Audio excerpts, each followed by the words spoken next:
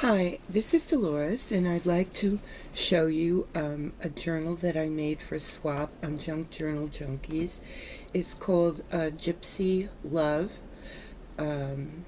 Journal, and it was supposed to have been an envelope journal, which it is, a single signature, and a minimum of, I forget how many, 10 gypsies in it. I'd like to say before I begin that I've been a little conflicted about decorating this journal because I've tried to get at the gypsy aesthetic and have had to do a lot of thinking about who the gypsies were. They were, of course, dark-skinned others in Europe, and they were persecuted. They didn't really have a home. They were nomads, which I understand is something that they wanted to do. So they didn't have any livestock. I think they had many horses. They didn't have agriculture, of course, because they were traveling. And they were 3 million of them killed in the Holocaust because just of who they were. So people have, preempted or took over their theatrical qualities, and even some of them were theatrical. So I love the beautiful gypsy images, theatrical gypsy images, but some of the authentic gypsy images are beautiful as well. They were an amazing looking people. They still are. So here's the journal, and the closure is some sari silk that's wrapped around buttons, I should say.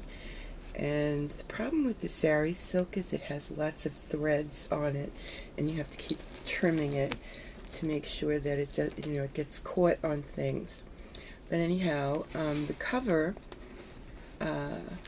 is basically all I did was take things, colors, and objects from my bedroom, which is this gypsy colors, bohemian, I guess you would say, and attach them to this journal. There are some, these are stars on a banner, and this is a Tim Holtz thingy with blings in it, and here's some money on a string, a key, and then I have about 5 of these, I forget what you call them, things with bales on them, put images in them, covered with them with glossy accents, images of gypsies, gypsy women, both theatrical and authentic. And this is all seam binding, and some ribbon and some sari silk, not much because it doesn't hang well. What else? That's about it there. It says, here's a gypsy caravan that I've decorated in addition, and it says enter on the top. Yes, okay. And this is some wood from this is bamboo wallpaper that I have in my bedroom, and here's some wood cut from it to outline the wagon and the stairs and so on. And this silver paper that I used here, it was pipes on the picture that I used. I didn't. Let's see. These 2 buttons, one inside the other, are vintage buttons, and so is the one inside that holds them together. And here I had to remove some pages, and here's a page I removed. It's now a folder. I'll show you the inside. It's just plain with some corners on it, and this is some trim. And this is some Dupioni silk covered by a die cut, a whole sheet of die cut that I had gotten some time ago. Here are the scruffy guys that Ann Million commented on quite hilariously. I don't know if they're real gypsies or not. I can't tell from their clothing. It looks like they're wearing camouflage pants, so I don't know if this is real, if they are real or not. These are some, they were labeled Gypsy fortune-telling cards. Now I'm totally, yes, here I am, disoriented with the angle of the camera. I'm still not used to doing this. Here are some fortune-telling cards. Here's a little book I made with a very awkward-looking bead on the side.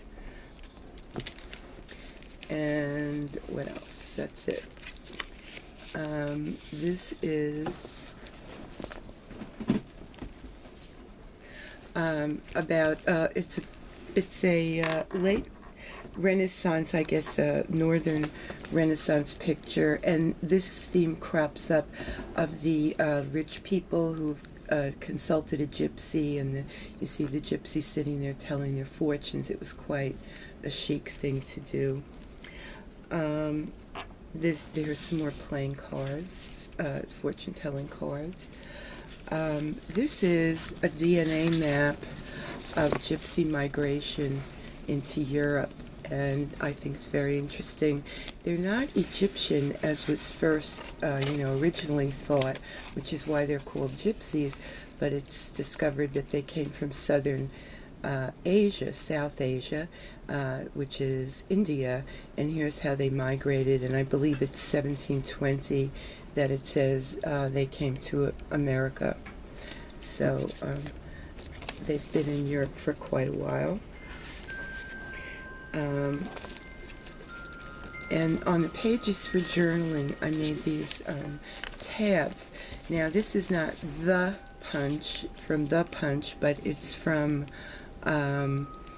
it's EK punch, and it's called Real Estate Sign. So I just folded that in half, painted it gold, and put some rhinestone on it. And I put that before the pages that I've designated for journaling, so that I wouldn't decorate on them, because it's hard for me, to stop. This is Anna Pavlova, famous ballet dancer, and of, I believe, the early 20th century, and she was in a role that involved a gypsy. I'm not sure what role that is in ballet, but maybe they did, since she's Russian, it could have been Tchaikovsky's Peak Dame opera that they turned into a ballet. I'm not sure. But whatever, she's very beautiful. Here's a trim that matched the whole album, and so I put it on there. Here's a very poignant picture of, it looks like England, and it tells a whole story. There's a woman holding a baby, and she's being led away by the police, and she's exchanging a glance with an older woman who could be her mother. So the gypsies were routinely rounded up. Maybe she was selling things or had stolen something, because that's another way they got along, or perhaps she was a prostitute, I'm not sure. But the picture, I couldn't find any information, but the picture is very articulate. There's some journaling places.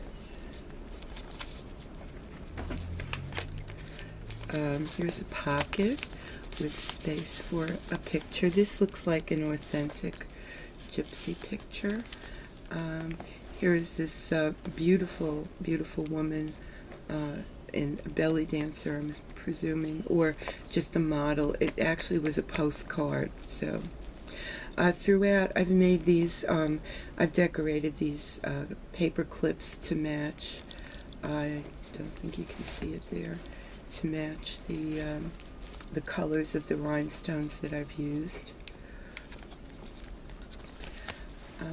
Here is a theatrical Gypsy, and here's another image of 19th century image, again with the theme of the rich people going to the Gypsy camp and having their fortunes read. You can see they're interspersed among the gypsies. This reminds me of in Jane Eyre when Mr. Rochester posed as a gypsy and came to the party, his own party.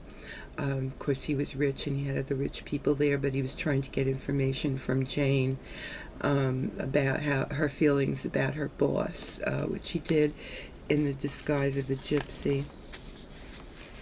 A little tag, and this is part of that original one I showed you earlier that I cut out here, the trim. Here's, I think I have this picture in every journal. It's a woman, a gypsy woman with a horse. Love that horse. And it's very beautiful and evocative. This is parchment, or yes, parchment paper, stamped with roses, but in other words, to make it look as though the roses are cut into the paper. Here is this woman. I researched her. Her last name was Snow. I forget. I think it was Susan Snow, and she was a gypsy fortune teller. Here's a palm, and here's a beautiful belly dancer. Now, a lot of these are cards. I didn't attach all of the images, and on the back of all the ephemera and cards, there's either cardstock or tea-dyed or coffee, I think it's coffee-dyed paper for journaling. Here is a beautiful actress or model from early in this century. Now this page and 3 others have fabric on them with sari silk around the outside. It's more journaling. Here's some tags and a decorated paper clip.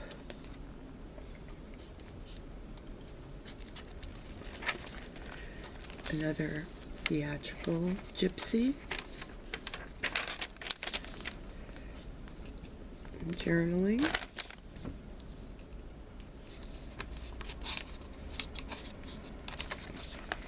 And oh, I love this image. And this is the center of the book, and she's covering up the stitches in the middle. This is a pamphlet, 5-hole pamphlet stitch. The other thing I did, I should tell you here, speaking of binding, is that I used Laura Susan Zedlitz's method of attaching. You can see a video of her. I will try to link it. Attaching ribbon or seam binding and tying it on the top around several pages. There are 4 or 5 of these in the journal, and they because it was so heavy and so thick, it shores up the strength of the binding, and it was a really good method. And here they are tied on top, and that was very helpful. And Marie Stanziale Nowak has done the same thing in her journals. Here's some rings that I sewed onto a pocket, and here's a beautiful image of a gypsy that I also put some stickles on. And look at that here.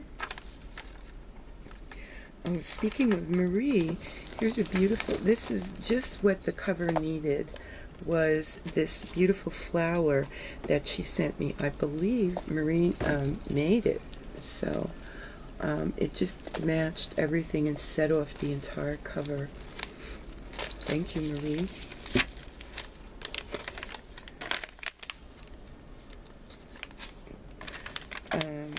Here's a theatrical picture with some of the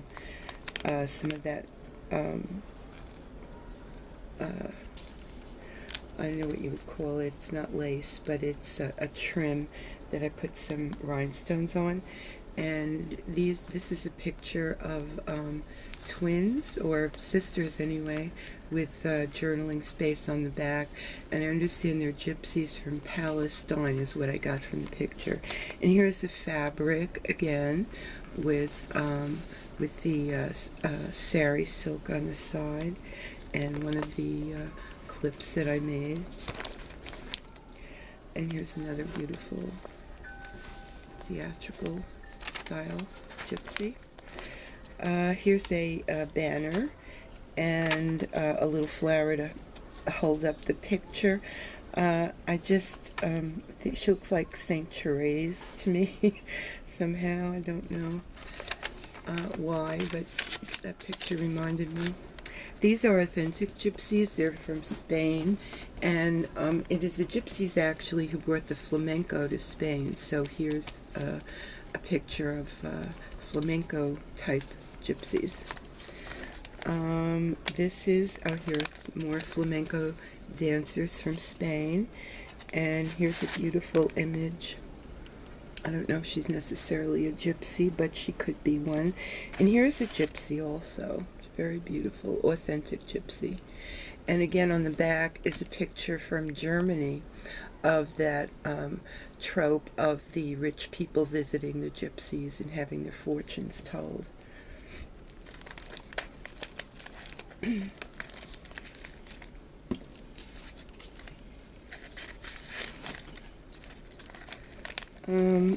Oh, I love this picture. This is my favorite one. I made this into a card, plain card that can either be decorated and used or left in the journal like this. And to me, she looks Sicilian. She may have been a Sicilian gypsy, but she is a gypsy, an authentic gypsy. And this is this pocket is made from sari ribbon, and this is Dupioni silk that I made my drapes out of. Oh, and this is my wallpaper. I think I mentioned that. I love this wallpaper that I have on one wall and in my bookcase. And these were earrings, believe it or not, street earrings. You know, they sell them for $1 on the street, and this was only a third. So there was another square like this, and then one that was 4 times bigger. And I can't imagine anyone wearing them as earrings, but they look very good in the journal. Now on this page, I think I tried to kind of represent the aesthetic of the gypsy, which is, if you think about shabby chic, the aesthetic is once we were rich, now we're poor, and this is what we're left with, and it used to be beautiful, but now it's got a certain other kind of beauty. The gypsy aesthetic is, I believe, this is just my own idea, once we were poor, and we're still poor, but we found some stuff along the way and we made it beautiful.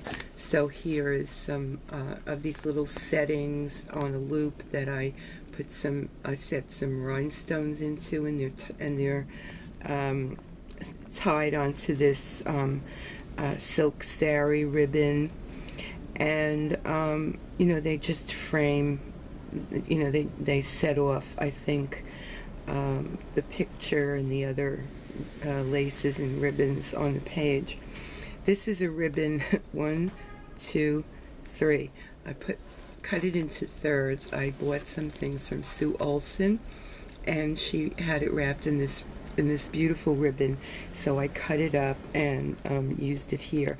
I also just put a piece, where is it, in the book, as a, you know, kind of a page mark or a bookmark, because it goes so well with the other colors and textures in the journal. So that's this page.